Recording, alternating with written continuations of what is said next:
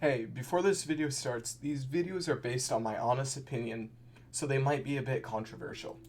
Welcome back to watching me rant about random Roblox games. Because you guys clearly liked episode 1, here's the second one. Anyways, you guys love making me waste hours of my life to talk about a game for less than 20 minutes. Why do you guys like making me suffer? Anyways, let's get into the second episode. This is brutally honest. Before we get into the video, I must explain a few rules. Number 1, before giving my opinion, I must get good progress within that game. Number 2, I cannot be biased at any point within this series. Number 3, I must break down the pros and cons and give feedback on how they can improve the game. Number 4, I must give the game a final score on a tier list from 1 to 10, 1 being the worst and 10 the best. For episode 2, you guys chose me to play Grow Garden. But I must say, I had to do a poll because 2 comments tied, and the poll was really close. If you guys still want pressure, please pick it. Anyways, let's go. Welcome to Grow a Garden.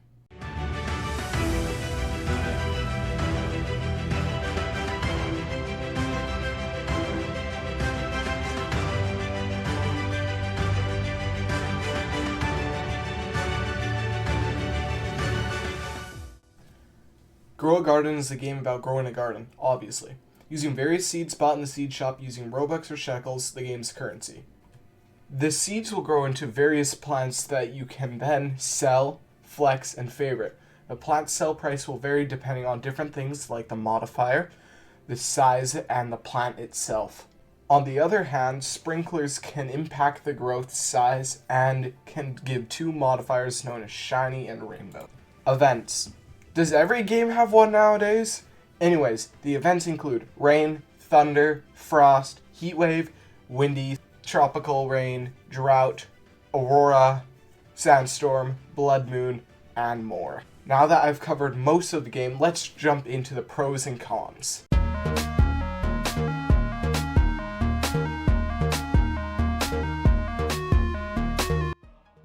First off, before I get into the cons, I'll dive into the pros. There are not a lot of them. While playing the game, there were no instances of bugs. The polishing within the game is solid, and you can tell they tested it to make sure nothing breaks. The effects in the game are also good looking. The game's animations look very nice and smooth. Most notably within the pets, the UI animations are smooth and well crafted, as well as being very satisfying. The game expresses randomization everywhere. This is both good and bad. However, for this, I'll talk about the good side of it.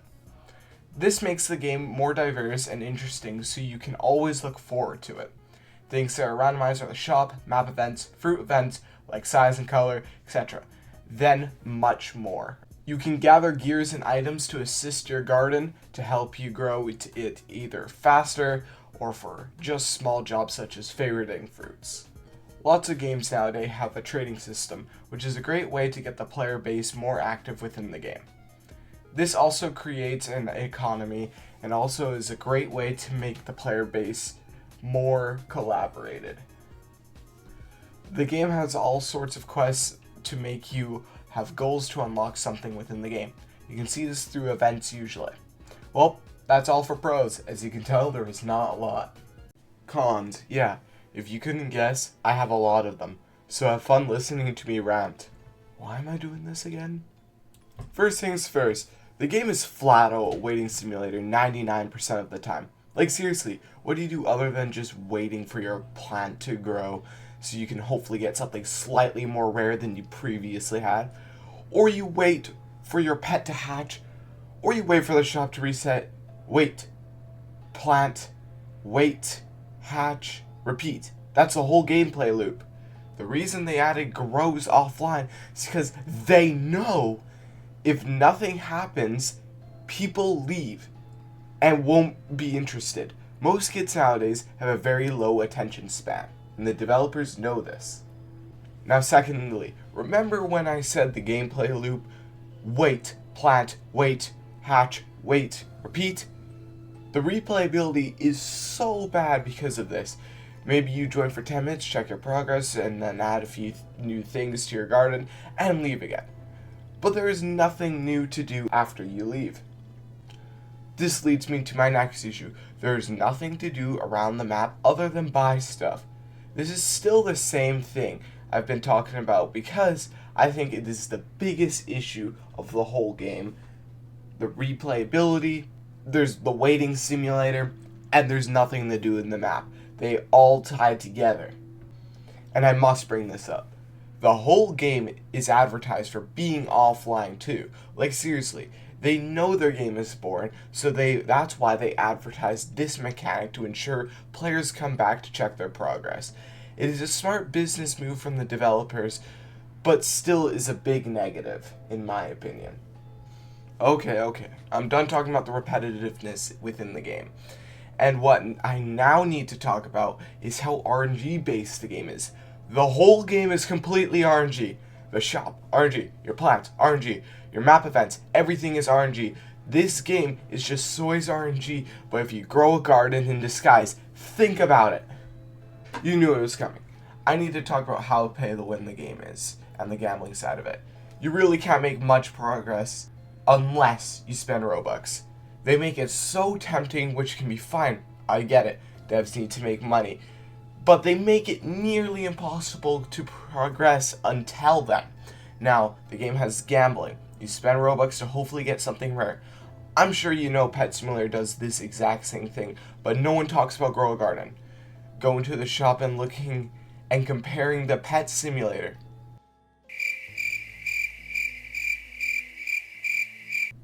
Notice any difference?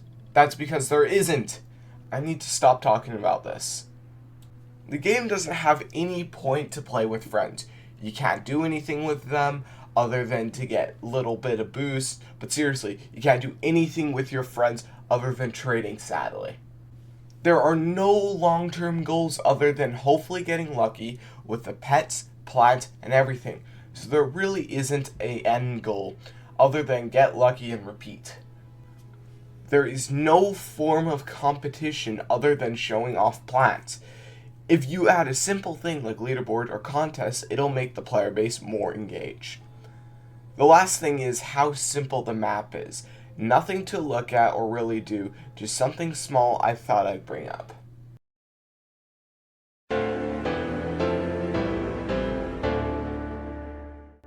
Okay, that's enough about the cons. I need to stop talking about this before I get a headache. Anyways, let's get a bit more positive and see how they can improve the game to make it even better. The first change the devs can make is allowing players to do something other than waiting. For example, some ideas I had were obbies, where maybe you can complete them to get 2 times faster growth for 10 minutes. They could also add minigames to unlock unique seeds only from minigames, allowing players to have full control to design their gardens like fences and whatnot. Those are just some ideas. This would also fix the gameplay loop of being repetitiveness, as there is more to do. Now this is just a small thing. The game is meant to be offline based, but add perks for being online so it keeps players in. This is a good way to have player engagement.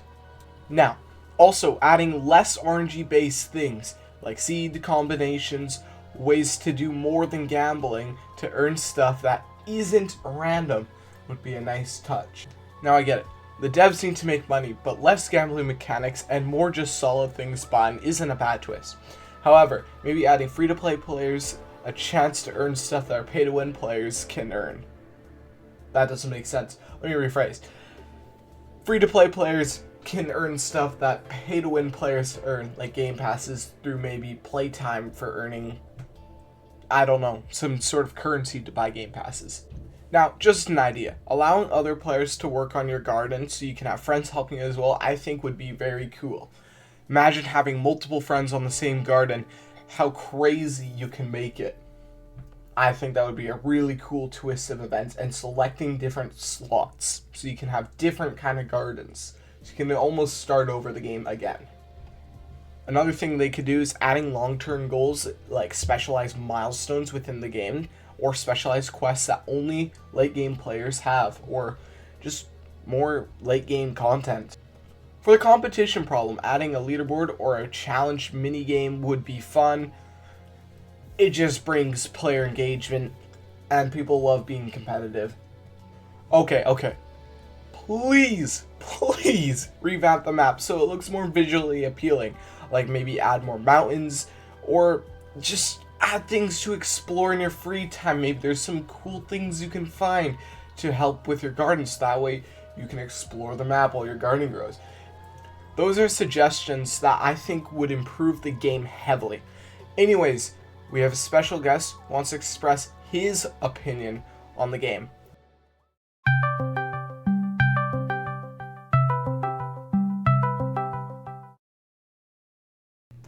First question I have is, how long have you been playing Grow Garden?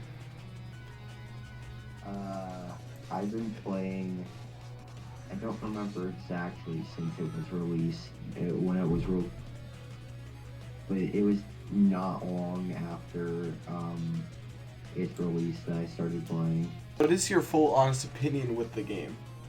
Honestly, I feel like it wouldn't be horrible if they made it so that you could actually play the game instead of making it a waiting simulator. It's so obviously painfully a cash grab by the fact that you can steal other players' fruits, and it's a waiting simulator because Jandel wants those little grindy premium payouts.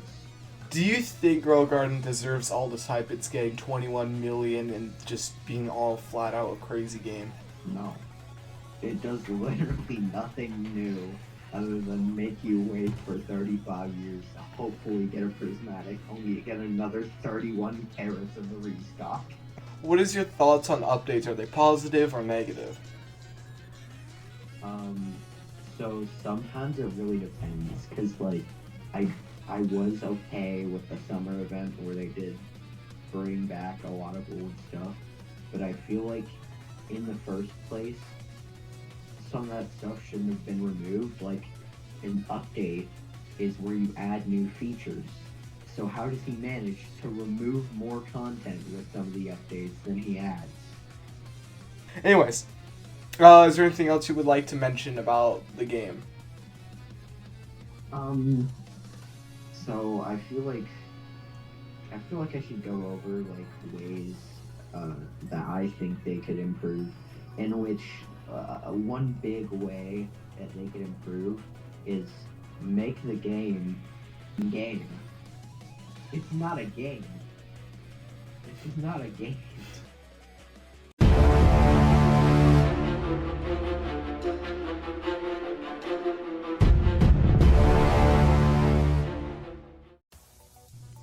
So this is the game that got over 21 million players. Anyways, now that I'm done roasting this game, let's move on to my final thoughts and the verdict. Grow a Garden is a very simple game that has lots of glaring issues that can be fixed, and this game can definitely be saved. This game has huge potential to have lots of content that is very enjoyable, if they listen to my ideas, that is. Which they probably won't. I'm a small YouTuber with 415 subs after all. Maybe you guys should just click that subscribe button to make that number go up. Maybe 500 before the next episode. I doubt that will happen. But this is brutally honest, remember. So I have to be honest about my ranking.